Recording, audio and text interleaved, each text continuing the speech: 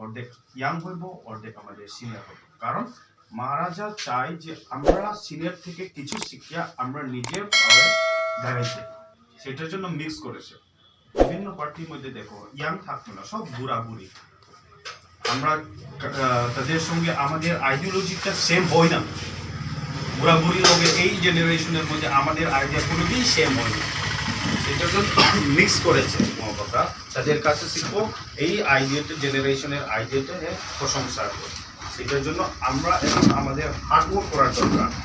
নির্বাচনে আমাদের ডিমান্ডটা যে কোনো পার্টি আমাদের সঙ্গে অ্যালায়েন্স করার ইচ্ছা, যদি আমাদের পার্টির সঙ্গে অ্যালায়েন্স করার পরে যদি আমাদের দাবিটা গ্রেটার ত্রিপুরাল্যান্ডটা যদি লিখিত না দেয়, আমরা কোনো কম্প্রোমাইজ করতো না। সেটা বুবাকরার সাফ বলেছি।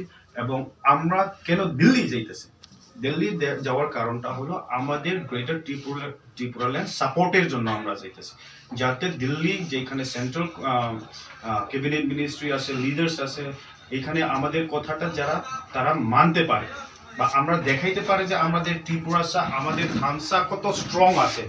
সেটার জন্য আমরা দিল্লিতে যাইতেছি এই মাসে, নতুন মাসে অলরেডি ট্রেন বুক করা হয়েছে।